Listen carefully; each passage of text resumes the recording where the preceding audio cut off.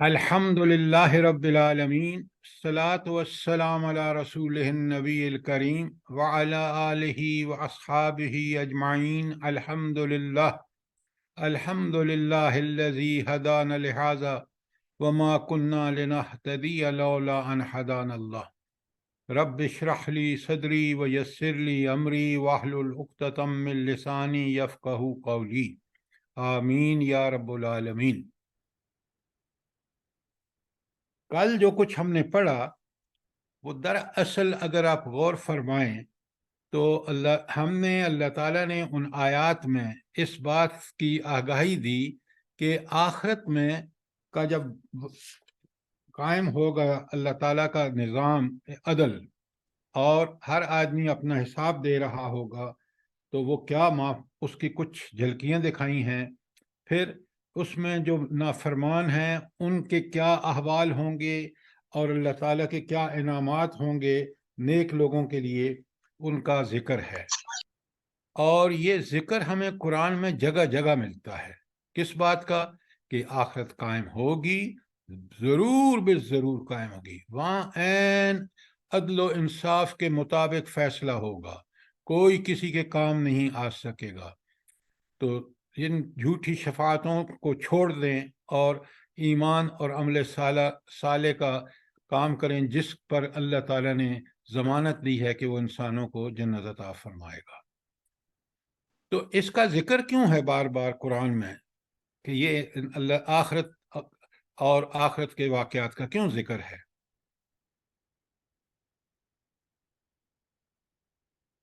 جلدی بتائیں۔ سر اس لیے کہ اب تم دنیا میں ہی دل نہ لگا لو، تمہارا حساب کتاب بھی ہونا ہے، اللہ کے پاس بھی واپس جانا ہے۔ یہ بات آپ کی بڑی آدھی پچدی ہے۔ اب میں آپ کو بتاتا ہوں، یہ لکھ لیں تاکہ جب لوگوں کو سمجھائیں۔ یہ اللہ تعالیٰ آپ پیچھے پڑھ کے آئے ہیں کہ دنیا کی مقصد، پوری دنیا زمین و آسمان کی پیدائش کا ایک ہی تھا کہ انسانوں کا حسن عمل دیکھا جائے، یعنی آخرت میں وہ ان کو بتایا جائے کہ انہوں نے دنیا میں کیا کیا، نمبر ایک۔ نمبر دو، اللہ تعالیٰ خود فرماتے ہیں کہ یہ سورہ ملک میں کہ زندگی کی اور موت کو پیدا کر کے اور اس دنیا میں یہ ساری رونقیں لگانے کا مقصد کیا تھا؟ لِيَبْلُوَكُمْ أَيُّكُمْ أَحْسَنُ عَمَلًا، کہ اللہ تعالیٰ دیکھے کہ تم میں سے حسن عمل کون کرتا ہے۔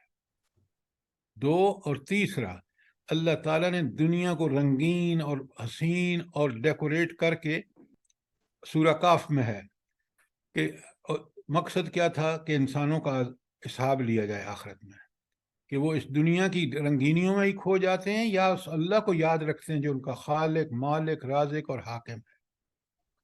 تو پورا اگر آپ یہ دیکھیں تو قرآن کا لب لباب یہ ہے کہ اللہ رب العالمین نے ہمیں اس دنیا کو بنایا، اس کو رنگین بنایا، اس کو حسین بنایا، اور پھر ہمیں عقل اور قوتیں دے کے سماعت اور بصارت کی، ہمیں کہا کہ اب تم جو ہے تم نے آخرت پر کے لیے اعمال کرنے ہیں تاکہ تم آخرت میں کامیاب ہو جاؤ، اور اگر وہ اعمال دنیا میں کرو گے تو تمہاری دنیاوی زندگی بھی سدھر اور سمر جائے گی۔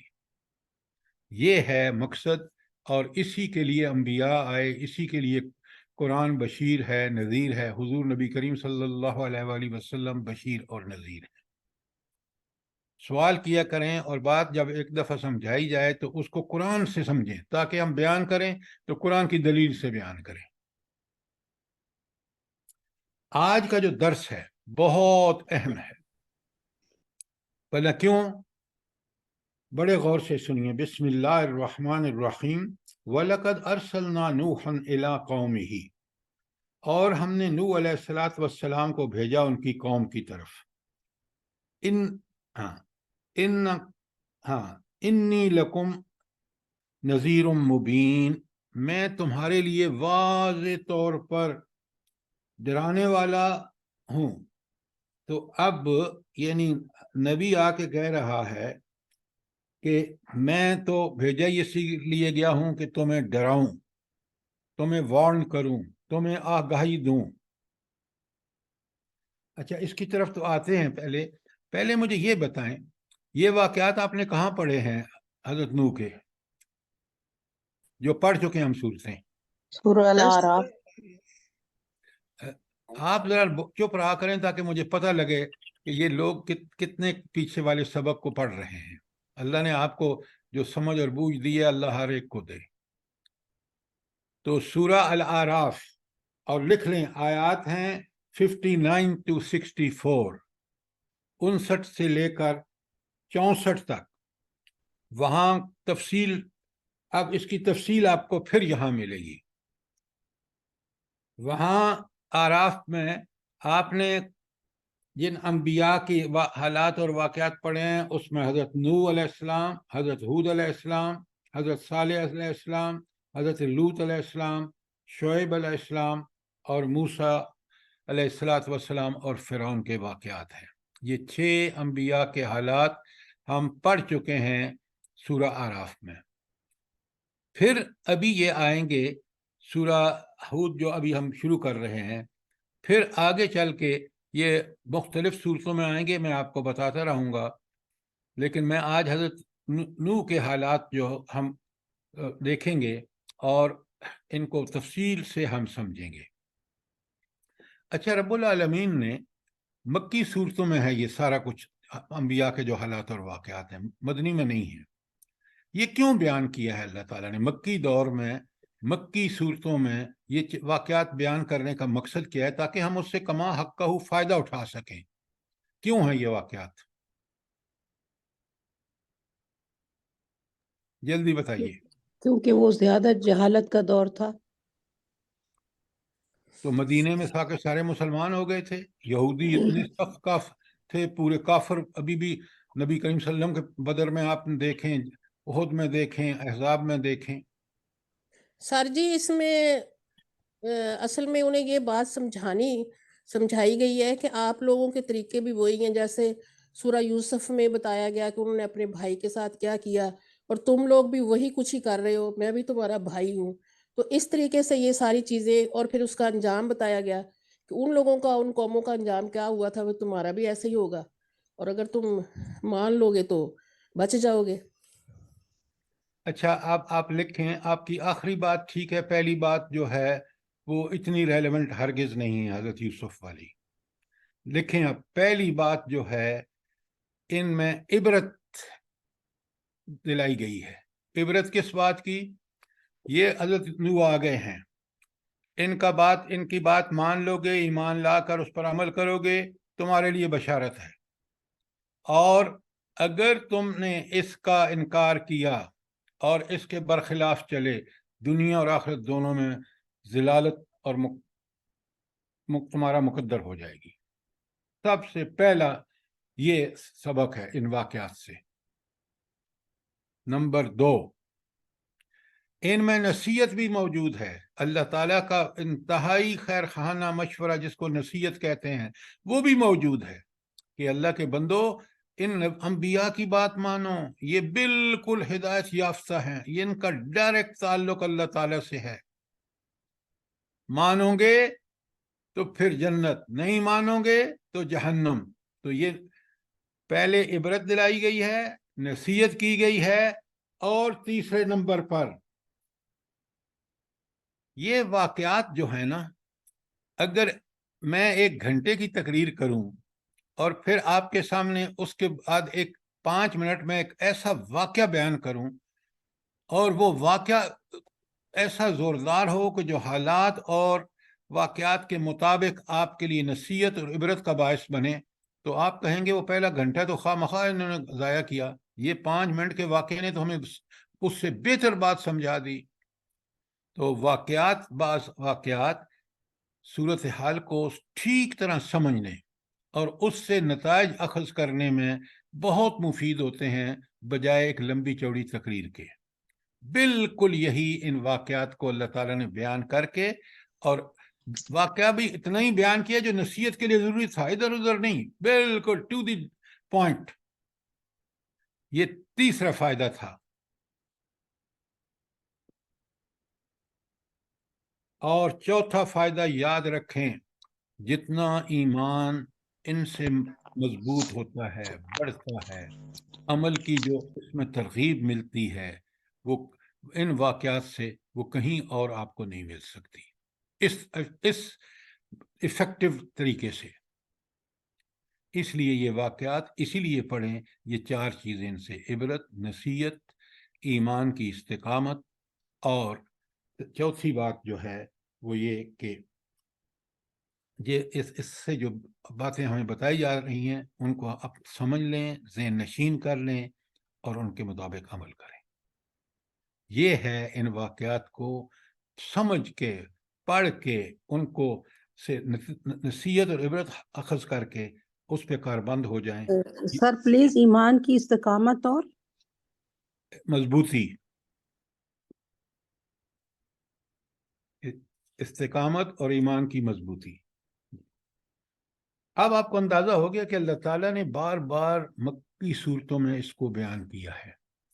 وجہ یہ تھی کہ اس سے مکی صورتوں میں اس بیان کرنے کا مقصد یہ تھا کہ مکے میں جو لوگ اذیتیں دے رہے تھے، خاص کر مشرکین مکہ، ان کو عبرت حاصل ہو کہ اگر ہم نے اس نبی کے ساتھ وہی کچھ کیا جو حضرت نوح کی قوم نے کیا تھا، ہمارا انجام بھی وہی ہوگا۔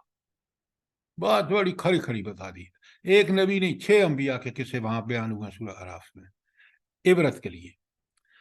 اب یہ صرف ان کے لیے نہیں تھا، وہ تو کیونکہ ڈائریکٹ مخاطبین میں سے تھے، یہ بالکل قیامت تک کے لیے، اور آج ہمارے لیے کہیں زیادہ ضروری ہے۔ ہم نے اس کو چھوڑ کر ذلتوں اور پستیوں کی تہ میں پہنچ گئے۔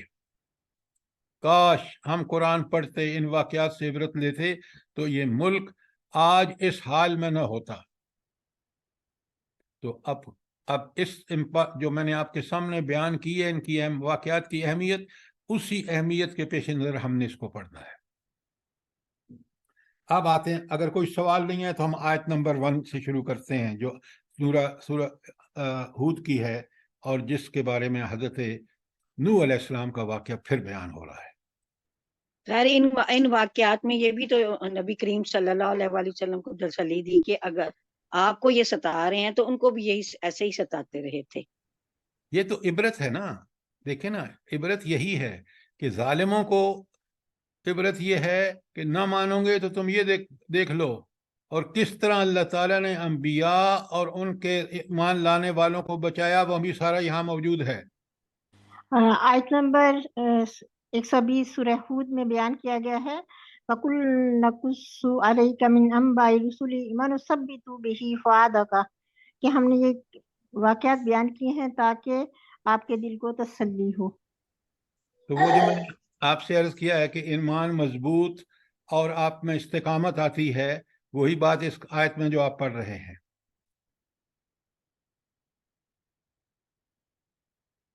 ایک بات ہمیشہ یاد رکھیں، ہمیشہ، کہ قرآن مجید کا ایک ایک لفظ ہمارے لیے بہت ہی سبق آموز اور نصیحت آموز ہے۔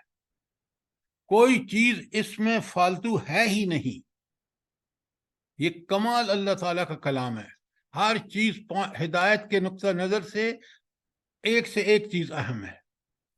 اب ذرا ہم اس واقعات کو اسی طرح پڑھتے ہیں جس طرح میں نے آپ کو بتایا ہے، کہ عبرت کے لیے، نصیحت کے لیے، ایمان کی مضبوطی اور استقامت کے لیے۔ پہلی آیت سے شروع کرتے ہیں، بسم اللہ الرحمن الرحیم، وَلَقَدْ أَرْسَلْنَا نُوحًا إِلَىٰ قَوْمِهِ۔ اللہ تعالیٰ اپنا شاہی فرمان نازل کر رہے ہیں کہ ہم نے بھیجا کس کو؟ نوح علیہ السلام کو ان کی قوم کی طرف، اور انہوں نے کہا کہ کیا اپنی قوم سے پہلا میسج کیا دیا؟ انی لکم نذیر مبین، میں تمہیں سری ڈرانے والا ہوں، واضح۔ کیا مطلب ہے؟ مطلب یہ ہے کہ سن لو، یہ جو پیغام میں تمہیں دے رہا ہوں، اگر اس پہ عمل نہیں کرو گے تو تمہیں تباہی اور بربادی سے کوئی بچا نہیں سکے گا بالآخر۔ یہ تھا۔ اچھا، انذار جس شدت سے نبی کرتا ہے نا، اس سے ہم نہیں کر سکتے۔ اس کے فالوور اس انذار کو جس شدت سے نبی بیان کرتا ہے، اس کے فالوور نہیں کر سکتے۔ وہ انذار کر سکتے ہیں، ٹھیک کرتے ہیں، لیکن وہ شدت اس میں نہیں ہوتی۔ یہ کیا وجہ کیا ہے؟ کہ نبی کا انذار ایک بہت ہی نذیر و مبین، وہ واضح ڈرانے والا ہوتا ہے. جلدی بتائیں. کیونکہ سر نبی اس چیز کا مشاہدہ کر چکے ہوتے ہیں جو اللہ تعالیٰ ان کو یقین دلا چکے ہوتے ہیں اس چیز کا. Very good, very good. وہی کے ذریعے ان کا جو یقین ہے وہ عام آدمی کو وہ یقین نصیب نہیں ہوتا. یہ بات پلے باندھ دیجیے. تو اس لیے وہ کہہ رہے ہیں انی لکم نذیر مبین، میں تمہیں واضح ڈرانے والا ہوں، کیونکہ مجھے بالکل یقین ہے. کیونکہ اللہ تعالیٰ ایسے مشاہدے کرا دیتے ہیں، جیسے انہوں نے کہا کہ وہ نبی پھر اپنی بات جب کہتا ہے تو بڑے تیقن کے ساتھ کہتا ہے.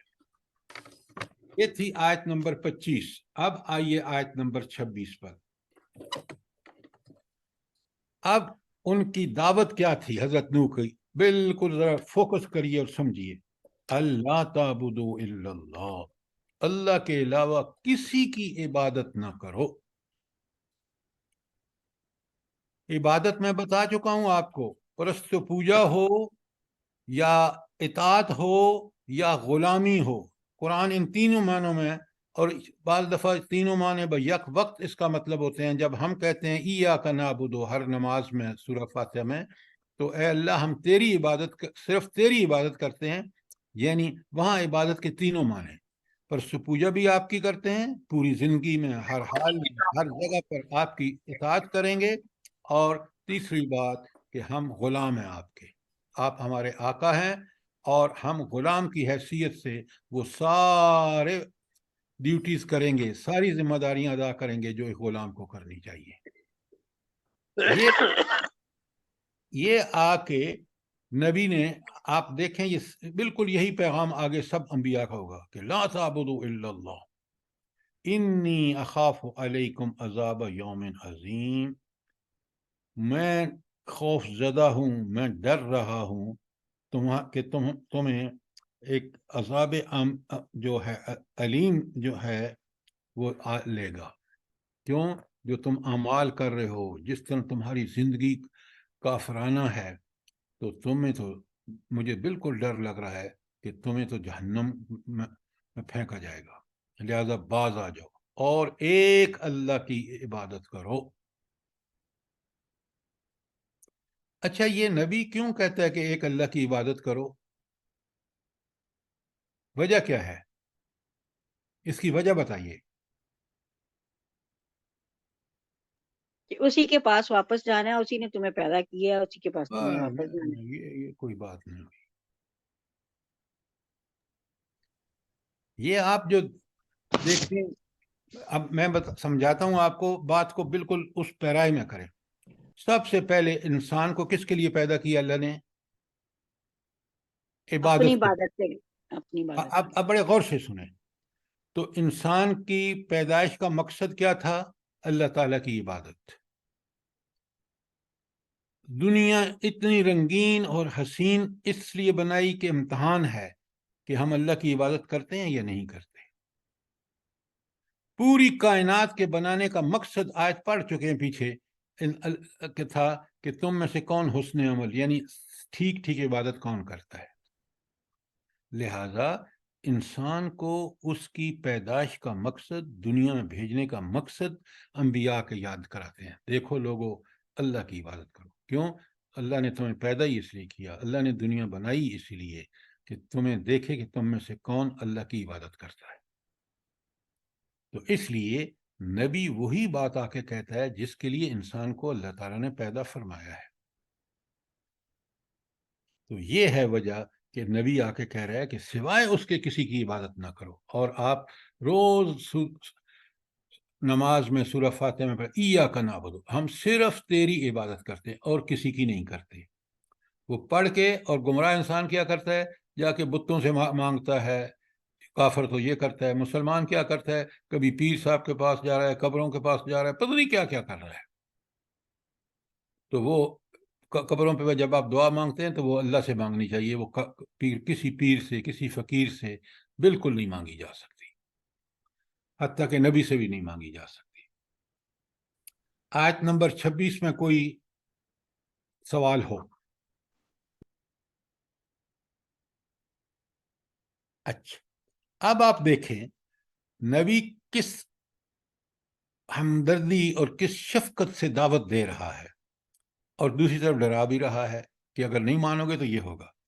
اب آپ دیکھ لیں ہر قوم جو ہے اس نے جو اعتراض کیے ہیں ان کا مجموعہ یہاں دے دیا کہ قوم نوح کے 3 اعتراضات ہیں جو آیت نمبر 27 میں.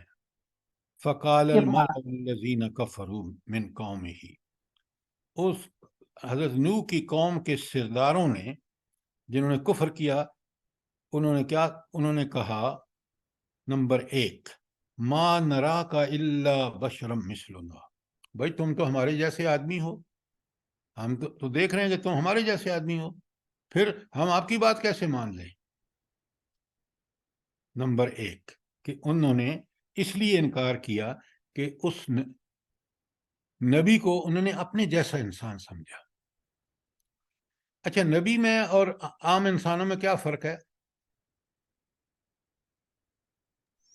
سر نبی کے پاس وحی آتی ہے نا، نبی کے پاس ڈائریکٹ اللہ رب العالمین سے، وحی کا مطلب اچھی طرح سمجھیں وہ ڈائریکٹلی اللہ رب العالمین کے ساتھ ان کانٹیکٹ ہوتا ہے.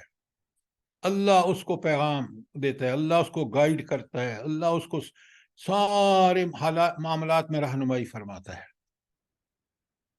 تو پہلی بات تو انہوں نے کہا کہ بس تم تو انسان ہو لہذا ہم تمہاری بات نہیں مانتے. نمبر 2 وما نراک اتبعک الا الذین هم اراذلنا بادی الرائے، اور ہم دیکھتے ہیں کہ تیرے جو فالوور ہیں جو تیری اتباع کر رہے ہیں وہ ہماری نظر میں تو بہت ہی گھٹیا لوگ ہیں، کم درجے کے لوگ ہیں، یہ غریب لوگ آپ پر ایمان لائے ہیں. یہ ان کا دوسرا اعتراض تھا. اب آپ ایک بات یاد رکھیں، یہ غربت جو ہے نا یہ ایک طرح کی نعمت ہے، اور یہ مال کی جو محبت اور اللہ تعالیٰ کی طرف سے وافر مال مل جائے اور انسان بگڑ جائے یہ سب سے بڑی برائی ہے. پھر یہ ہدایت قبول کرنے کے راستے میں بڑی رکاوٹ ہے، کیونکہ مال کی محبت اس غریب کے پاس مال کی محبت نہیں ہے، وہ حق سامنے آتا ہے وہ اپنی فطرت میں جو اللہ نے اس کو رکھ دی ہے ہدایت کہ نیکی کو اچھا سمجھتا ہے برائی کو برا سمجھتا ہے وہ قبول کر لیتا ہے. یہ شخص اپنے مال اور اپنے عہدے اور اس کی محبت میں فرعون بن جاتا ہے، متکبر بن جاتا ہے، یہ قبول نہیں کرتا. تو دوسری بات انہوں نے کیا کہی کہ بھئی ہم تو دیکھ رہے ہیں کہ یہ تیرے اتباع کرنے والے جو آپ کی اطاعت کر رہے ہیں نوح علیہ السلام یہ تو ہماری نظر میں بڑے کم درجے کے لوگ ہیں. تیسری بات وما نرا لکم علینا من فضل، اور ہم یہ دیکھتے ہیں کہ تمہارے اندر تو کوئی فضیلت ہے ہی نہیں، بل نظنکم کاذبین، نہ صرف یہ کہ آپ میں کوئی فضیلت نہیں ہے، ہم تو یہ سمجھتے ہیں کہ آپ جھوٹے ہیں. یہ کس کو کہہ رہے ہیں؟ نبی کو کہہ رہے ہیں. حالانکہ اسی نبی کو آپ آگے دیکھیں کہ نوح علیہ السلام کو کہتے ہیں ہم سے تو آپ تو بڑے اچھے آدمی تھے، کیا ہو گیا آپ کو؟ 3 یہ ہیں. نمبر 1 کہ کافر یہ کہتے ہیں کہ بھائی یہ نبی انسان ہے ہماری طرح کا لہذا اس کی بات نہیں ماننی. نمبر 2 اس پر یہ اعتراض کرتے ہیں کہ آپ کے ساتھی تو بڑے گھٹیا درجے کے کمینے قسم کے لوگ ہیں. کمینے ان کی زبان کی بات کر رہا ہوں، اللہ کے ہاں بڑے محبوب ہیں. اور تیسری بات کہ تمہارے اندر تو کوئی ایسی فضیلت ہی نہیں ہے، تمہارے اندر تو کوئی ایسی ہم سے اعلیٰ چیز ہے ہی نہیں، جتنے مالدار جتنے ہمارے لوگ آگے پیچھے تمہارا تو کوئی ٹھاٹھ باٹ ہی نہیں ہے. اور نمبر 3 اس کے ساتھ ہی کہ ہم آپ کو جھوٹا سمجھتے ہیں. اگر آج بھی آپ دیکھیں تو جو لوگ انکار کر رہے ہیں وہ دین پر طرح طرح کے اعتراض کرتے ہیں. اس زمانے میں یہ اعتراض تھے. کوئی بات اگر سوال ہو.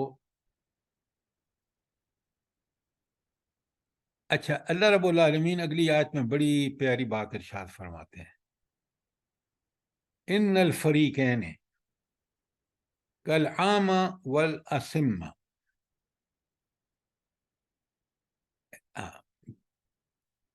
मसलुल सर ये करीम जो है आप ये काला या कौमे यहाँ से जो हाँ सॉरी जी, मैं जरा आयत 28 पढ़नी है ना सर आपने, काला या कौम में आई तो नहीं आज 24 नहीं पढ़नी, 23 हमने पढ़ी है अभी, सॉरी 27 28 पढ़नी है। जज़ाकल्लाह जज़ाकल्लाह जज़ाकल्लाह, I am sorry ji. Sir आयत 28 जो है पढ़नी है। हाँ ठीक है, मैं 28 पढ़ रहा हूँ।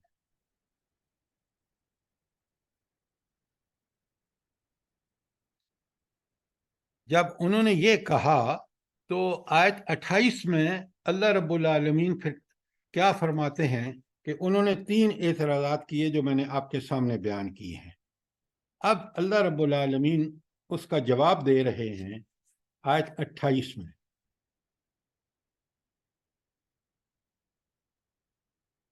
और आयत ये है,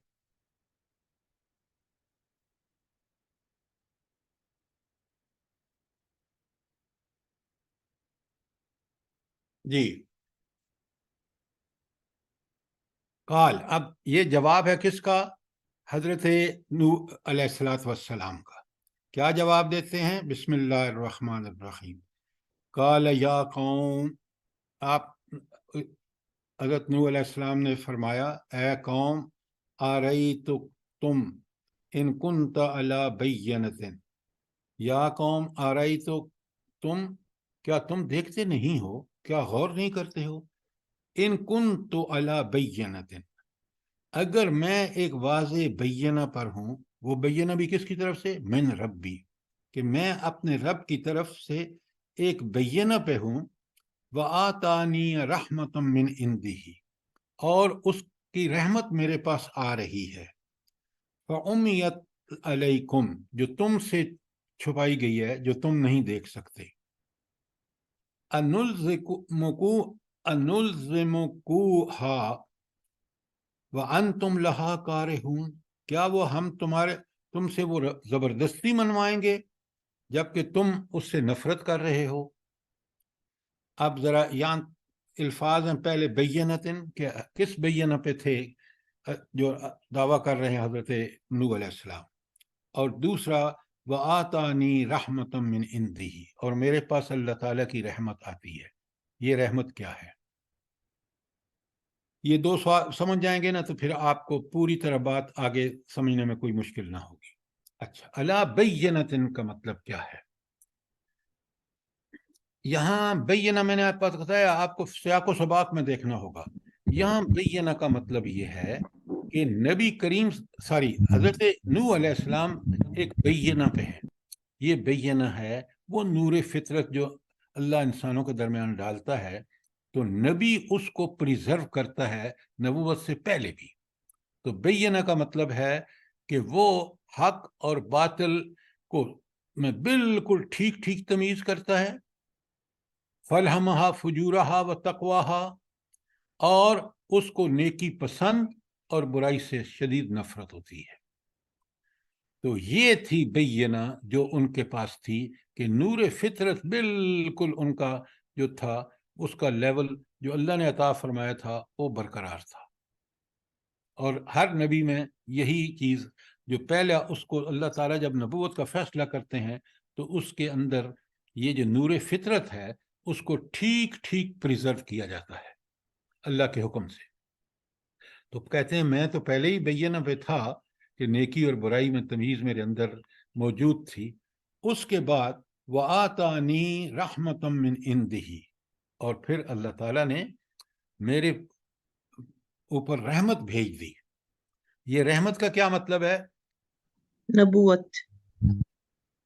वही सर। वही वही वही, नबूवत नहीं, नबूवत ना कहें, वही है कि मेरे पास वही आती है। रहमत का मतलब यहाँ वही है कि मेरे पास तो डायरेक्ट अल्लाह ताला से पैगाम आते हैं। ये उसकी सबसे बड़ी रहमत है।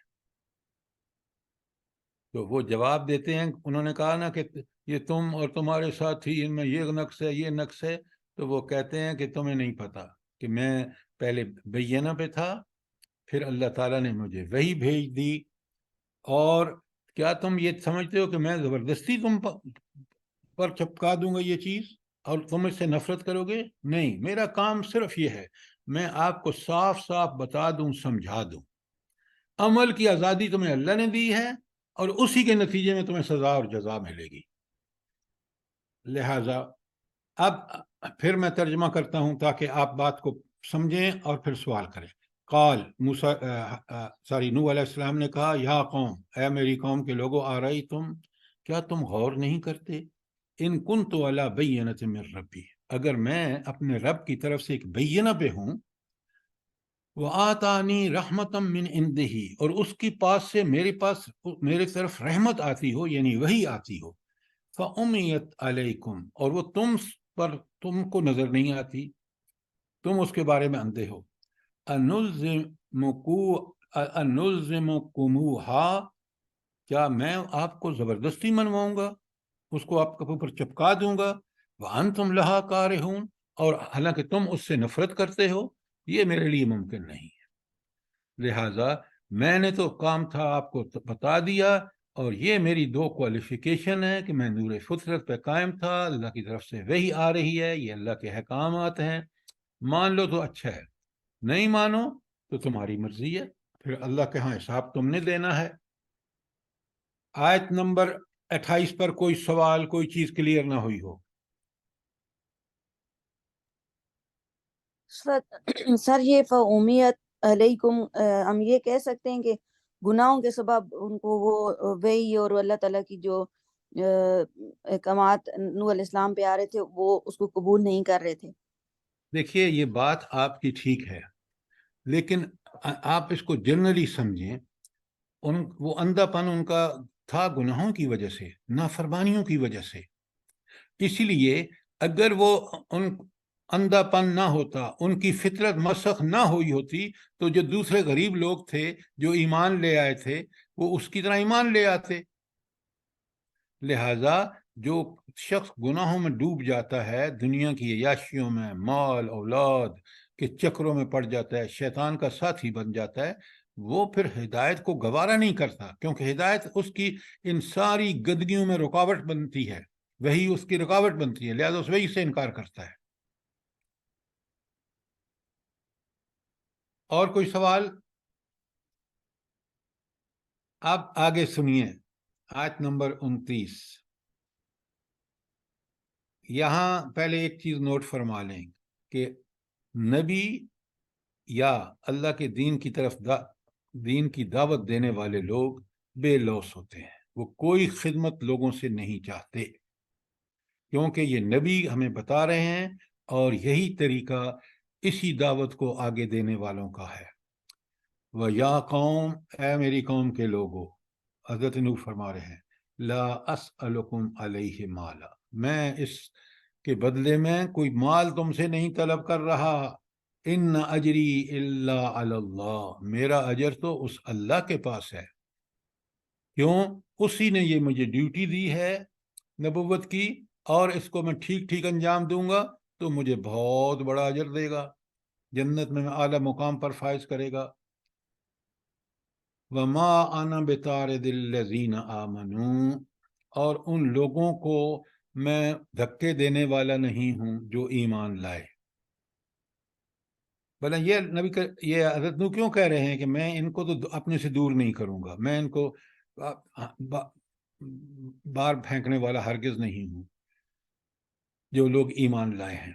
کیوں کہہ رہے ہیں؟ سر جی فرمائیے۔ کیونکہ وہ کہتے تھے کہ یہ غریب اور نیچ لوگ ہیں۔ ہاں، تو اللہ کا نبی کہہ رہا ہے کہ میرے نزدیک کیونکہ یہ ایمان لائے ہیں تو میں تو اپنے سے دور نہیں کروں گا۔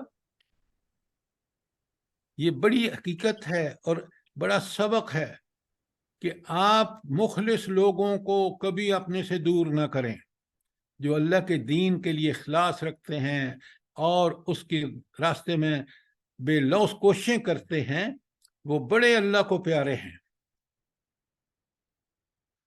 سر جی ایک آیت پڑھ سکتی ہوں سورہ کہف کی؟ جی پڑھیں۔ वस्बिर नफ्सका मअल्लज़ीना यदऊना रब्बहुम बिलगदाति वलअशी युरीदूना अल्लाहु अकबर, अल्लाहु अकबर, अल्लाहु अकबर। क्या प्यारी आयत है कि उन लोगों के साथ रहो जो सुबह शाम अल्लाह को पुकारते हैं। ये जो कुरान दूसरी जगह कहता है ना, कुनू मास सादिकीन, आप नेक लोगों के साथ रहें। बुरे लोगों की बुराई आप पे बिल आखिर असर करेगी। दोस्तियां रखें नेक लोगों के साथ, ताकि आप और वो मिल के नेकी की तरफ जब बढ़ेंगे, एक तो नेकी का पल्ला भारी होगा, दूसरा आपको खुद रग़बत होगी। इसलिए नबी ये कह रहे हैं कि वमा आना बितारिदिल लज़ीना आमनू, तो मैं उन लोगों को तो अपने से दूर करने वाला नहीं जो ईमान लाए। इन्नहु मुलाकू रब्बिहिम, इनकी मुलाकात किससे होनी है? रब से। और हम सब की उस मुलाकात को ना भूले इंसान, उसका यकीन रखे कि एक दिन, लिहाजा दुनिया में इंतहाई जिम्मेदारी से काम करे। इन्नहुम मुलाकू रब्बिहिम, इन्होंने तो अपने रब से मुलाकात करनी है ज़रूर। इन्न, बेशक, वलाकिन्नी अराकुम कौमन तजहलून, बल्कि मैं तो तुम्हें देख रहा हूं कि तुम एक जाहिल कौम हो। ये तो ईमान लाकर रही। अच्छा, यहाँ आप एक चीज नोट फरमाएं कि अब नबी उनसे कहे जाहिल तुम हो। वला अकूलो लकुम, मैं तुमसे ये नहीं कहता इंदी खज़ाइनुल्लाह, कि मेरे पास अल्लाह के ख़जाने हैं। वला आलमुल गैब, और न मैं इल्म गैब जानता हूँ। पहली बात कि मेरे पास कोई ख़जाने नहीं है। नंबर दो, मैं इल्म गैब नहीं जानता। वला अकूलु इन्नी मलक, और न मैं कहता हूँ कि मैं फरिश्ता हूँ। तीसरी बात, वला अकूलु सर आप फिर एक आयत को छोड़ गए हैं। एक आयत छोड़ गई है, सारी 30। सारी व या कौमे, ओए होए होए, क्या नबी को सुने जरा, बड़ी आम, सॉरी मैं छोड़ गया। वह या कौम में यंसुरनी मिन अल्लाह, ऐ मेरी कौम के लोगों, कौन अल्लाह के मुकाबले में मेरी मदद करेगा? इन तुरद्दुहुम, अगर मैं इनको अपने से दूर कर दूं, आन को हाँक दूं दूर, तो मुझे अल्लाह से कौन छुड़ाएगा? कौन अल्लाह के मुकाबले में मेरा मददगार होगा? यानी अहले ईमान को नबी दूर करे, जो नहीं करता, और वो खुद कह रहे हैं, तो फिर अल्लाह की बड़ी गिरफ्त होगी इस बात पर। अफला तज़क्करून, तुम नसीहत नहीं हासिल करते? झंझोड़ रहे हैं कि लोगों, तुम ये जो मुझे कह रहे हो कि कम दर्जे के लोग हैं, ये फलाने हैं, ये हमारे मुकाबले में इनके पास ज़राए वसाइल नहीं हैं, तो वो कहते हैं ये तो ईमान ला कर अल्लाह के बड़े महबूब बंदे बन गए हैं, और तुम जाहिल हो कि तुमने इन जो अल्लाह ने तुम्हें नेमतें दी हैं उसके तकब्बुर में आकर, और तुम अल्लाह की हिदायत का इनकार कर रहे हो, तुम तो जाहिल हो। लिहाजा फरमाया कि व या कौम में यंसुरुनी मिन अल्लाह, ऐ मेरी कौम के लोगों, कौन अल्लाह के मुकाबले में मेरी मदद करेगा? इन तुरद्दहुम, अगर मैं इनको दूर कर दूं। अफला तज़क्करून, तुम इतनी बात नहीं समझते? ये झंझोड़ने का अंदाज है। वला अकूलु लकुम इंदी खज़ाइनुल्लाह, आप जरा नबी की अपनी पोजीशन नबी खुद बता रहे हैं, और समझें इसको। वला अकूलु लकुम इंदी खज़ाइनुल्लाह, और न मैं समझता हूँ कि मेरे पास, न मैं कहता हूँ कि मेरे पास कोई ख़जाने हैं अल्लाह के दिए हुए। नंबर दो, वला आलमुल गैब, और आलम गैब भी मैं नहीं हूँ। ये कौन कह रहा है? नबी कह रहा है। और आप हमारी जहालतें देखें कि फलां साहब जो हैं वो सब कुछ जानते हैं, या कम कम इस बारे में गैब की बातें बताते हैं। झूठ, निरा झूठ। नबी कह रहा है वला अकूलु इन्नी मलक, और न मैं तुमसे कहता हूं कि मैं फरिश्ता हूं। क्यों? फरिश्ते तो पाक साफ होते हैं, अल्लाह की इबादत करते हैं और कोई काम नहीं करते, तो इंसान फरिश्ता तो नहीं हो सकता। लेकिन एक बात याद रखें, वो फरिश्तों से बढ़कर हो जाता है। جب وہ اللہ کا پاک صاف بندہ بن جاتا ہے، اپنی پوری آزادی کے باوجود وہ کام کرتا ہے جو فرشتے کرتے ہیں، اللہ کی عبادت کرتا ہے، وہ پھر فرشتوں سے بڑھ جاتا ہے، اس کا درجہ فرشتوں سے اونچا ہے۔ لیکن عام آدمی جو گناہگار ہے وہ فرشتوں سے بہت نیچے، بلکہ شیطان کا ساتھی بن جاتا ہے۔ سر ایک شعر ہے علامہ اقبال کا، فرشتوں سے بہتر ہے انسان ہونا مگر اس میں پڑتی ہے محنت زیادہ۔ کیا بات ہے، کیا بات ہے! لیکن ہاں، علامہ نے کتنا خوبصورتی سے کہا ہے کہ اللہ کا بندہ بن جانا جو ہے اس میں محنت کرنی پڑتی ہے۔ وہ محنت کیا ہے بھلا؟ یہ محنت یہی ہے کہ جیسے اللہ کا حکم ہے اس کے مطابق چلنا، اپنے پہلے آپ کو علم حاصل کرنا اور پھر اس علم کے مطابق عمل کرنا، یہ مشکل کام ہے۔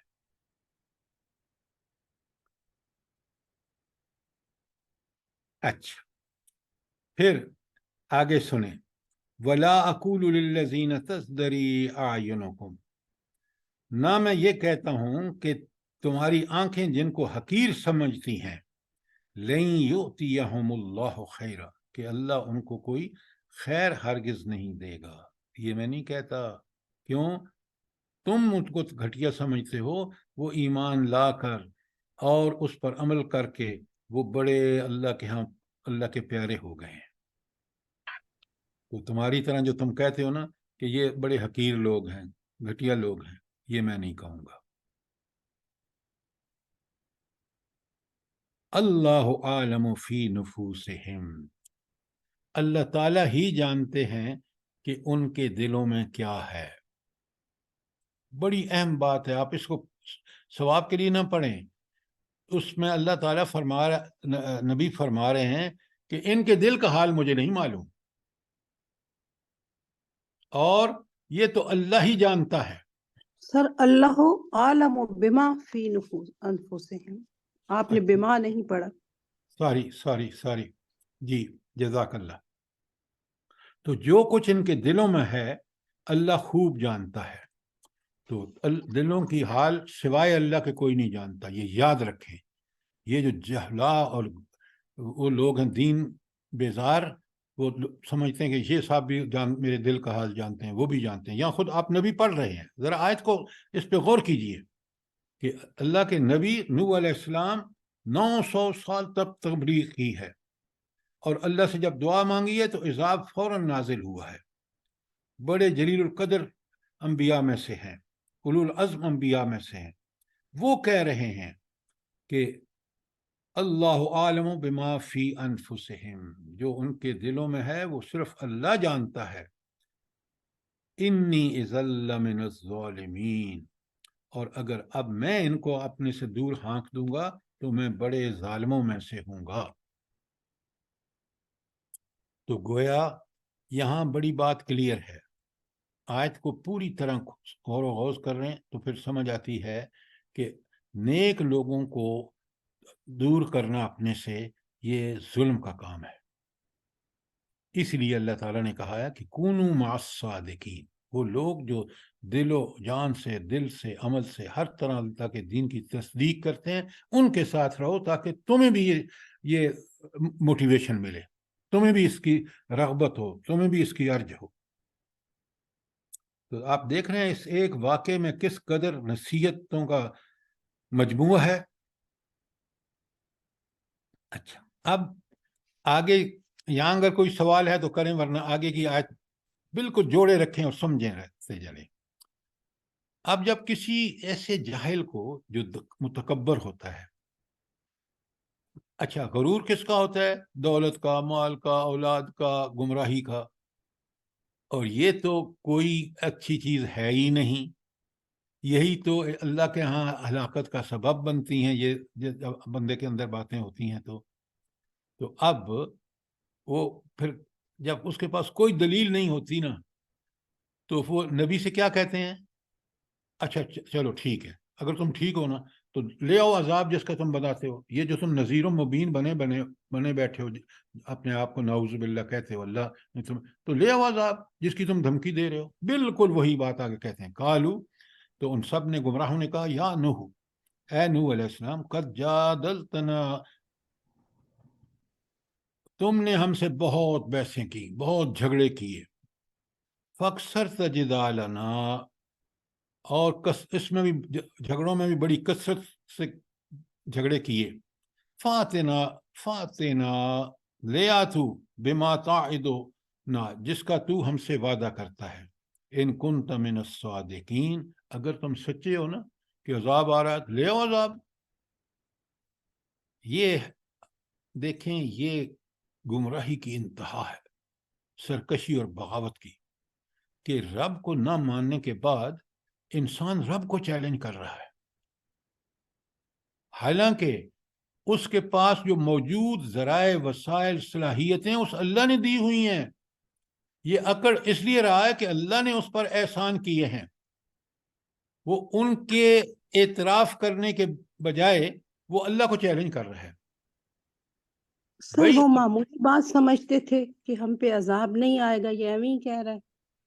وہ نہیں، جب نبی کو جھوٹا کہہ دیا وہ مانتے ہی نہیں ہے کہ عذاب ہو سکتا ہے، لہذا وہ کہتے ہیں لے آ عذاب، جلدی کر۔ استغفر اللہ۔ یہ کتنی اللہ کی سرکشی اور بغاوت ہے، اور صرف انکار کرنے کے بعد یہ سب چیزیں جو ہیں انسان کے اندر خود بخود آ جاتی ہیں۔ جب وہ اللہ کے پیغام جو نبی لے کے آتا ہے اس کا انکار کرتا ہے، اگر دیکھیں نا، اگر اس کو مان لیتا ہے، ایمان لا کے عمل کرتا ہے تو امن میں ہو جاتا ہے۔ کیوں؟ امن اللہ کے پاس ہے، وہ اللہ کے امن میں آ گیا۔ یہ بدبخت ایک طرف اس بات کو حق بر حق ایبسولوٹ ٹروتھ کو مان نہیں رہا، اور دوسری طرف چیلنج کر رہا ہے اس اللہ تعالیٰ کو۔ اللہ فرماتے ہیں، سنیں جواب، سنیں ذرا غور سے۔ قال، نوح علیہ السلام نے کہا، انما یأتیکم بہ اللہ، اللہ یہ تمہارے لیے، انما سے بے شک اللہ تعالیٰ یہ تمہارے لیے لائے گا، انشاء، اگر اس نے چاہا۔ تو یہ عذاب آئے گا جب وہ رب چاہے گا جس کا تم انکار کر رہے ہو۔ وما انتم بموجزین، اور تم اللہ کو تو عاجز کر ہی نہیں سکتے، کوئی بھی اللہ کو عاجز نہیں کر سکتا۔ لہٰذا یہ جو تم چیلنج دے رہے ہو نا، وہ آئے گا، لیکن آئے گا اللہ کے حکم سے جب وہ چاہے گا، اور جب آ جائے گا کوئی اس کو روک سکتا ہی نہیں۔ کیوں؟ طاقت اور قدرت کا سرچشمہ یہ ہے۔ یہ صرف بدبخت اس لیے کہہ رہے ہیں کہ اللہ تعالیٰ ان کو مہلت دے رہا ہے۔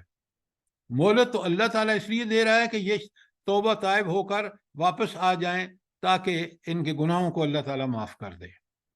لیکن یہ بدبخت اس مہلت سے ناجائز فائدہ اٹھاتے ہوئے انکار کر رہے ہیں۔ تو نبی کہہ رہا ہے کہ سنو، پھر جب رب چاہے گا اور یہ آ جائے گا نا عذاب تمہارے اوپر، کوئی ٹال نہیں سکے گا، کوئی اللہ تعالیٰ کو عاجز نہیں کر سکتا۔ اچھا، آیت 32 سر کوئی سوال؟ ساری ہم نے 33 کر لی ہے۔ اچھا، اب ایک ایک چیز کو سمجھتے چلیے۔ وَلَا يَنْفَعُكُمْ نُصُحِي إِنْ أَرَدْتُ، اور میری نصیحت تمہیں کوئی فائدہ نہیں پہنچا سکتی اگر میں ارادہ کروں۔ انصح لکم، کہ میں تمہیں نصیحت کروں، وہ تمہیں کوئی فائدہ نہیں پہنچا سکتی۔ ان کان اللہ یرید ان یغویکم، کب میری نصیحت کوئی فائدہ نہیں پہنچا سکتی؟ جب اللہ تعالیٰ چاہے کہ وہ تمہیں گمراہ کر دے۔ اب یہاں ایک سوال مجھے کا جواب دیں۔ حضرت نوح علیہ السلام کہہ رہے ہیں کہ میری نصیحت تمہیں کوئی فائدہ نہیں پہنچا سکتی اگر اللہ نے یہ فیصلہ کر لیا ہے کہ تم جو ہے تمہیں گمراہ کر دے۔ اچھا، اب مجھے یہاں بتائیں، ایک بات بڑی کلیئر ہے، ہمیں سمجھنی ہے کہ اللہ بندے کو کب ہدایت دیتا ہے اور اللہ تعالیٰ کب بندے کو گمراہ کرتا ہے۔ یہ اللہ کا فیصلہ اسی شرط پر ہے کہ انسان کے جی ہدایت مانگنے سے ملتی ہے، جب اللہ سے آپ ہدایت مانگو گے تو ملے گی۔ یہ آپ بالکل غلط کہہ رہے ہیں۔ ہدایت ہر آدمی مانگتا ہے، ہدایت کے لیے کوشش کرو گے، مانگنے کے ساتھ کوشش کا لفظ رکھیں۔ آپ عجیب بات کر رہے ہیں. لوگ کہتے ہیں جی ہماری اولاد فرشتے بن جائیں, نیک ابو بکر صدیق اور عمر فاروق بن جائیں. یہ ان کی خواہش ہے, برے عمل ان کے سامنے کرتے ہیں تو یہ خواہش پوری ہوتی ہے ان کی. بات کو ہمیشہ ٹھیک پوری طرح کا خواہش پلس کوشش, جتنی کوشش کریں گے اللہ تعالیٰ اتنا ہی آپ کو ہدایت کے راستے پہ گامزن کر دے گا. بات کو قرآن کی نظر سے, یہ آپ وہ خواہش ہوتی ہے, وہ خواہشیں کر کر کے تو ہم تباہ ہو گئے ہیں. خواہش کے ساتھ عمل کی قوت نہیں ہے. آج ساری گمراہی کی وجہ یہ ہے کہ ہم خواہشوں پہ جی رہے ہیں. اللہ تعالیٰ کے ہاں خواہش کے ساتھ عمل, ایمان اور عمل دو ضروری شرطیں ہیں. کبھی نہ کہیں کہ بس خواہش ہوگی تو ہو جائے گا. خواہش سے کچھ نہیں ہوتا جب تک اس کے ساتھ عمل نہ ہو. والذین جاہدوا فینا فینا لنہدینہم سبلنا. کیا بات کہی آپ نے. سورہ عنکبوت کی آخری آیت ہے, والذین جاہدوا فینا. جاہدوا کا مطلب ہے سخت انتھک کوشش کرتے ہیں. یہ کیا, یہ تو پارشل کوشش ہے کہ دین کا معاملہ آئے وہاں بھی حال کچھ شامل ہو جاؤ, برائی ہو جائے تو ادھر بھی چلے جاؤ. یہ دین پر پارشل عمل کرنا سورہ بقرہ کی آیت 85 سمجھیں. اللہ رب العالمین کہتے ہیں, بہت پیاری بات ہے, افتؤمنون ببعض الکتاب وتکفرون ببعض.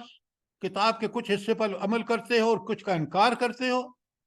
من یفعل منکم ذالک, تم میں سے جو یہ حرکت کرے گا, الا خزی فی الحیات الدنیا, دنیا میں بھی ذلت,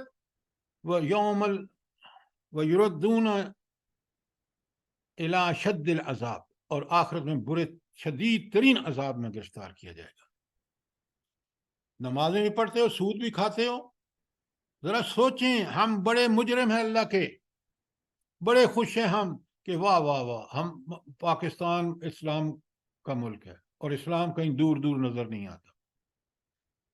مسجدیں بھی ویران پڑی ہوئی ہیں. وہ جو چند لوگ نمازیں پڑھتے ہیں وہ بھی راضی ہیں کہ سود بھی چلے, امریکہ کی غلامی بھی چلے. کیا ہمارا ایمان ہے؟ سوچیں ذرا. یہ خواہشوں والا ایمان ہے, یہ عمل والا ایمان نہیں ہے.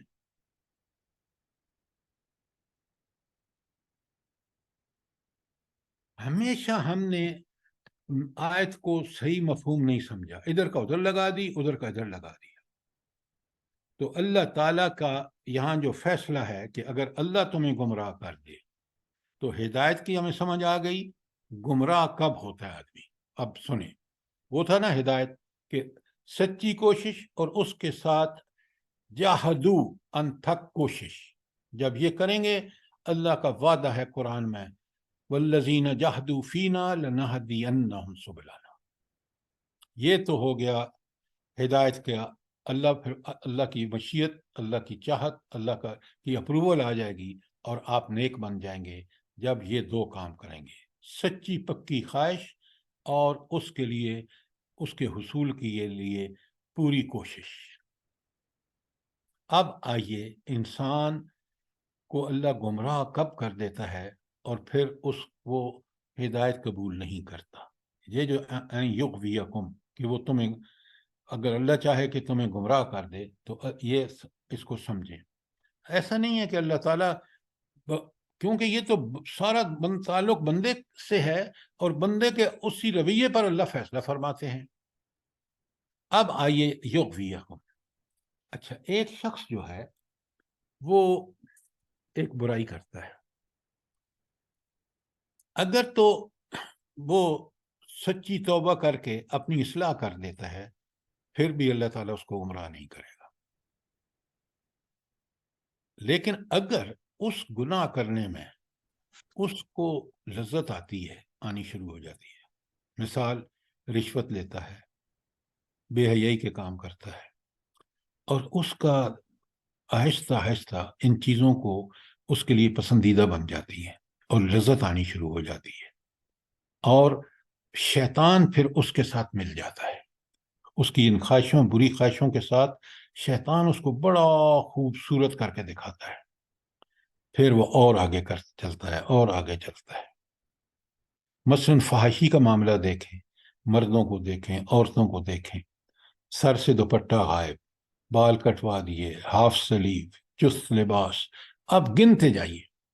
जब इंसान को इन बुराइयों को बड़े ज़ौक और शौक से करता है, हज़ उठाता है, लज्जत लेता है, उस वक्त अल्लाह फैसला फरमा देता है कि ये शैतान का बंदा बन गया है, और अब अल्लाह जो है उसका कोई इरादा नहीं है इसको हिदायत देने की, क्योंकि उसने वो अफ़ाल शुरू कर दिए हैं, वो अमाल कर रहा है जो गुमराही का के आईनादार है।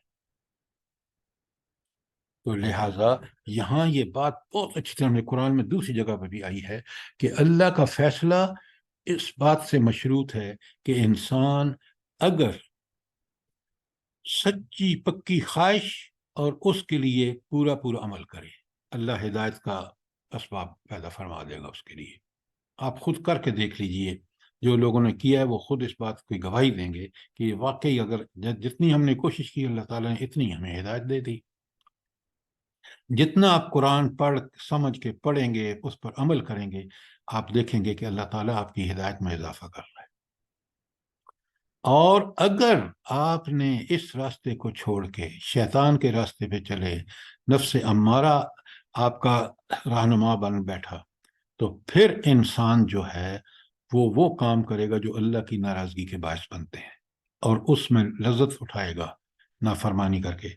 जब ये कैफियत अल्लाह उसके दिल पे मोहर लगा देते हैं। ये है वो बात जो समझने की है, और यही है वो युदिल्लु मन यशा व यहदी मन यशा, जिसको चाहता है हिदायत देता है, जिसको चाहता है गुमराही में गर्क कर देता है। इन शराइत के साथ, इन शराइत के साथ। जी। अब जैसे लोग पहले सही दुपट्टे करते थे, सही लिबास पहनते थे, फिर अब दुपट्टे उतर गए तो इन्हें एहसास नहीं होता। हमें तो एक दिन गाउन ना पहने हमें लगता है हमारा लिबास ही जिस्म पे नहीं है, निकल ही नहीं सकते बाहर। ये ईमानी कैफियत हैं, ये अल्लाह का इनाम है। आपको अल्लाह ने जब ये चीज़ें आपको महबूब लगती हैं ना, तो ये इसलिए कि आप अल्लाह के दीन पे चलते हैं, अल्लाह उनको महबूब बना देता है। और उनके दुपट्टे उतरवा के हाफ स्लीव, वो शैतान के रास्ते पे चल रहे होते हैं, शैतान उनको खुशनुमा बना के दिखाता है, उनके नफ्स अम्मारा को भी बड़ी तस्कीन होती है। तो ये फ़र्क समझें। दीन बड़ी रहमत है अल्लाह ताला की कि इसका इल्म और इस पर अमल हमें वो ख्यालात, तसव्वुरात, हमारे वो जज्बात बन जाते हैं जो अल्लाह को पसंदीदा होते हैं। जज़ाकल्लाह। सर जी एक बात बताऊं, हमारे पहले साथ मुझे इस एक दफा आयत जो पढ़ने दीजिए, पहले मुझे एक आयत जी पढ़नी। जी वल्लज़ीना आमनू अशद्दु हुब्बन लिल्लाह, बड़ी मोहब्बत अल्लाह से। नंबर 2 सूरह बकरा की आयत 257 है। बड़े गौर से सुनिए कुरान किस तरह इन चीजों को बयान करता है, और काश हम सुने बड़े गौर से। अल्लाह ताला फरमाते हैं कि अल्लाह वलीयुल्लज़ीना, ये जो अभी हमारी बहन कह रही थी ना कि हम जब तक पूरा लिबास न पहने, अब सुने अल्लाह ताला किस तरह ईमान लाने वालों को मदद का फरमाते हैं। अल्लाह वलीयुल्लज़ीना, अल्लाह ताला उनका वली है। जरा गौर फरमाएं, वली होना कि अल्लाह की इस ताकत और कुदरत वाली हस्ती जो है वो उसकी मदद पुष्ट पर है। कौन है लोग? आमनु, जो ईमान लाए, और जब ईमान लाकर उसके तकाजे पूरे करते हैं ना, तो अल्लाह कहते हैं युखरिजुहुम मिनज़्ज़ुलुमात इलन नूर, वो अल्लाह उनको अंधेरों से रोशनी में ले आता है। तो हम अल्लाह के फजल करम से उसकी हिदायत पर अमल जब करते हैं तो अल्लाह ताला हमें अंधेरों से, गुमराहियों से निकाल के रोशनी में ले आता है। ये ईमान सादक का फायदा। वल्लज़ीना कफरू, और जो इनकार करते हैं। देखें, काफरू हमने समझ रखा है कि सिर्फ वो हिंदू काफर है, फलां काफर है। हर वो शख्स जितना अल्लाह के अहकामात को छोड़ता है उतना ही वो कुफर का इर्तिकाब करता है। वल्लज़ीना कफरू, वो लोग जिन्होंने इनकार किया, औलियाहुमुत्तागूत, उनके जो دوست اور ان کے جو ولی ہیں وہ طاغوت ہیں. طاغوت وہ ہوتا ہے جو اللہ کے مقابلے میں اپنی بڑائی بیان کرے. ایک اسلامی تہذیب ہے اور ایک مغربی تہذیب ہے. مغربی تہذیب طاغوت ہے اور قرآن و سنت والی تہذیب ایک اللہ تعالیٰ کی نعمت ہے جس کو آپ نے اس نعمت کو اختیار کیا تو آپ کو نظر آتا ہے کہ یہ بال ننگے ہوں تو بڑا گناہ ہے عورت کے لیے. تو اللہ فرماتے ہیں کہ جب یہ لوگ اللہ کا انکار کرتے ہیں, اللہ کے احکامات کو چھوڑتے ہیں, تو پھر اللہ ان کے ساتھ کیا کرتا ہے؟ اولیاءہم الطاغوت, ان کے جو دوست اور ولی ہیں وہ شیطان, وہ طاغوت ہے. یخرجونہم من النور الی الظلمات, وہ اللہ تعالیٰ ان کو وہ جو روشنی اللہ ان کے اندر رکھی ہوتی ہے نا, کون سی؟ وہ جو تقوی اور اس کی پہچان اور اس کی محبت, وہ بھی ختم ہو گئی. اور پھر یخرجونہم من النور الی الظلمات, پھر اس روشنی سے نکال کر ان کو گمراہیوں میں لے آتا ہے. جو شیطان, بڑی خوبصورت ان کا انجام کیا ہے آگے اللہ تعالیٰ کا غضب دیکھیں. اولئک اصحاب النار, یہ جہنمی ہیں. ہم فیہا خالدون, یہ اس میں ہمیشہ رہیں گے. یہ دنیا میں چند روز کر لیں, اللہ کی مہلت دی ہوئی ہے, لیکن اپنے خلاف یہ پوری اللہ کے سامنے دلیل پیش کر رہے ہیں, حجت ہے کہ ان کو اللہ تعالیٰ جہنم میں پھینک دے. تو یہ ہے اللہ تعالیٰ کا کہ ایمان لا کر اس کے تقاضے پورے کرو گے, تمہیں وہ نور نصیب ہو جائے گا اور گمراہیوں سے نکل آؤ گے. اگر انکار کرو گے, عملاً انکار کرو گے, تو پھر تم جو ہے تم جہنمی ہوت من جاگ کے رہ جاؤ گے. جی اب فرمائیے آپ. سر جی میں وہ ایک شادی کی بات کر تھی, اپنوں کی شادی تھی, تو وہ وہاں پر ہم ایک دن تو گئے, میں اور میری بیٹی, تو ہم دو ہی تھے نقاب میں, تو بیٹھے رہے ہم, کیونکہ وہاں مووی والے بھی تھے اور دوسرے تیسرے. تو سر جی وہ دوسرے دن انہوں نے ہمیں وائس میسج کر کے کہا کہ تم دونوں ہماری شادی میں نہ آنا. ہمارے مردوں کو کہا کہ آپ لوگ آ جائیں تو یہ نہ آئے نا, کیونکہ یہ نقاب کر کے بیٹھی رہتی ہیں, تو اس وجہ سے. پھر وہ ہمارے مردوں نے کہا کہ پھر ہم بھی نہیں آئیں گے کہ اگر ایسی محفل ہے تمہاری تو وہ وہی بات ہے کہ وہ پھر ذلیل کرتے ہیں دین والوں کو. دیکھیں نا, یہ کفر ہے, یہ ہے گمراہیاں, کہ ان کو وہ عورتیں ہو کہ ان کو یہ پسند نہیں کہ عورتیں وہ لباس میں آئیں جو ان کے ایمان جو جس کا تقاضا کرتا ہے.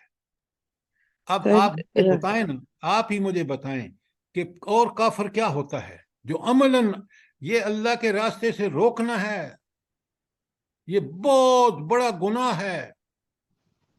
تو ہم کہاں پہنچ گئے آپ دیکھیں, ہم نے طاغوت کو فالو کیا. طاغوت نے کہا کہ اب میں نے یہ بھی گوارا نہیں کہ اللہ کی برکت تھے وہ لوگ جو وہاں اللہ کے حکم کے مطابق لباس پہن کے آئے تھے, دعائیں کر رہے تھے. یہی شادیاں ہیں جن کے بعد آپ دیکھتے ہیں آج معاشرے میں طلاق عام ہے. ان بچیوں میں جو نفس کی غلام, اپنی خواہشات کی غلام ہے, یہ اپنے میاں کے اور میاں کے والدین کے حقوق ادا نہیں کر سکتی. وہیں سے جھگڑا شروع ہو جاتا ہے. سر میری بیٹی یونیورسٹی پڑھتی ہے, تو اس کی اور اس کی دوست ابائے میں ہوتی ہیں, تو کہتی ہے میم سر ہم سے جو ہے نا سارے لڑکے ایسے دور بھاگتے ہیں اور ہمارے لیے راستہ چھوڑ دیتے ہیں اور ہمارا کوئی کانٹیکٹ وغیرہ نہیں ہوتا. تو میں اس کو یہی بتاتی ہوں کہ یہ اللہ کی حفاظت ہے کہ آپ کو بچی ہوئی ہیں ابھی تک. بالکل ٹھیک, بالکل ٹھیک. اچھا میں آپ کو ایک چیز بتاؤں ذرا, آپ سب کیونکہ ماشاءاللہ بڑے سمجھدار والدین ہیں, اللہ سے تعلق ہے آپ کا. پہلے تو آپ اپنے بچوں کو کبھی ایسی آزمائش میں نہ ڈالیں کو ایجوکیشن میں. میں آپ کو ایک واقعہ بتاتا ہوں. میں یہاں ایک ڈائریکٹر تھا یونیورسٹی کا, اور وہ میڈیکل کالج جو مرگلہ میڈیکل کالج ہے وہ افیلیٹڈ تھا یونیورسٹی سے, تو میں ڈائریکٹر تھا یونیورسٹی کی طرف سے. تو ایک دن میرے پاس ایک بندہ آیا میاں والی سے, تو اس نے مجھے یہ کہا کہ میں ہوں تو بڑا غریب, لیکن میں چاہتا ہوں کہ میری بچی جو ہے وہ میڈیکل میں کرے. تو میں نے اس سے کہا کہ میاں صاحب میری بات سنو, یہ بچی کل ڈاکٹر بن کے اور 20-25 ہزار کا جاب اس کو ملے گا. آپ یہ بچی آپ کی انٹیلیجنٹ ہے, اس کو آپ عربک یا اسلامیات یا کسی بھی دوسرے مضمون میں, فزکس کیمسٹری میں MSc کرا دیں. یہ بچی بہترین گریڈ سے کرے گی اور یہ فوراً لیکچرر لگ جائے گی. اس کی تنخواہ 50,000 سے زیادہ ہوگی. وہاں اس کو چھٹی بھی ملے گی, میٹرنٹی لیو. یہاں اس کو فرصت ہی نہیں ہوگی. اگر اس کی شادی ہو گئی, اس کے بچے ہو گئے, تو وہ ان کو پال بھی ٹھیک سے نہیں سکے گی. بندے کی بات سمجھ میں آ گئی, اس نے وہی کیا. پھر اس نے مجھے خط لکھا, اس نے کہا آپ نے جو مجھے بات کہی اس پہ میں نے عمل کیا ہے اور آج میں اور میری بیٹی انجوائے کر رہے ہیں. تو خدا کے لیے سوچیں, خدا کے لیے سبحان سوچیں. اللہ سر, آپ نے اس کو اچھا مشورہ دیا نا. اچھا مشورہ بھی تو دینا بہت بڑی عبادت ہے. بالکل سر, آپ کے مشورے سے دیکھیں اس کی بالکل بندے کی بھی اور اس کی بیٹی کی زندگی بن گئی. بالکل, نسلیں سنور گئی اس کی, اور آپ کو اجر عظیم دے اللہ تعالیٰ. بس ہمیں کوشش یہی کرنی چاہیے کہ ہم مشورہ دیں تو ایسا جو اللہ تعالیٰ قرآن و سنت کے مطابق ہو. اچھا, اب ہم نے ختم نہیں کیا, اور ہم تھے آیت نمبر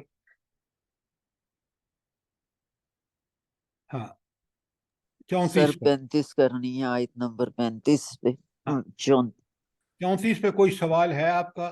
ہم نے بڑی تفصیل سے اس کو سمجھا ہے کہ اللہ تعالیٰ کب گمراہ کرتا ہے اور اللہ تعالیٰ کب ہدایت دیتا ہے, اس کی سنت کیا ہے, اس کو ہم نے تفصیلاً سمجھا ہے. اگر کوئی سوال ہے تو پوچھیں, ورنہ انشاءاللہ کل ہم آیت نمبر 35 سے شروع کریں گے. 34 سے سر. جی 34 سے سر. ساری ہاں, ہم نے 33 کی آج, 34 سے. جزاک اللہ خیر. بہت شکریہ. جی سر نے 34 آیت کو پورا کر دیا ہے نا, 35 سے پڑھیں گے نا.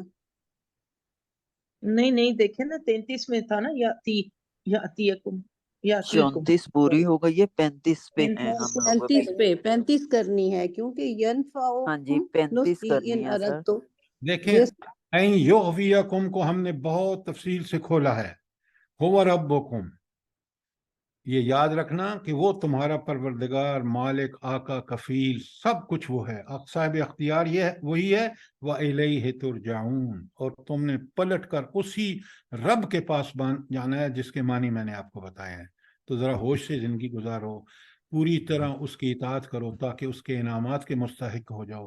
اور دنیا میں گمراہی اختیار کرو گے تو اس کے غضب کے مستحق ہوگے, دنیا میں بھی ذلت اور آخرت میں جہنم. جی سر, یہ 34 آیت ختم کی ہے ہم نے. 34 ختم ہوئی. جی بالکل سر.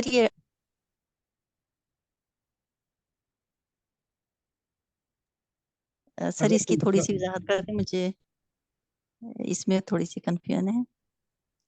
کس میں؟ سر یہ آیت نمبر 28 میں ہے, انلزمکموہا. ہاں, اب آپ کو پتہ ہے کہ نبی کے پاس وحی آتی ہے, اور کیونکہ وہ پہلے سلیم فطرت ہوتا ہے, لہٰذا وہ انتہائی اللہ کا فرمانبردار انسان ہوتا ہے. تو اس کے پاس جو اللہ کی دی ہوئی ہدایت, اللہ کی دی ہوئی بصیرت ہے, وہ کہتا ہے کہ انلزمکموہا, کیا میں تمہیں چپکا دوں, حالانکہ وہ تمہیں پسند ہی نہیں ہے وہ چیز, کہ اللہ کی اطاعت, اللہ کے احکامات جو برحق ہیں, انتم لہا کارہون, تمہیں تو وہ ناپسند ہے, تو کیا میں اس کو تمہارے اوپر چپکا دوں؟ زبردستی تو میں نہیں کر سکتا.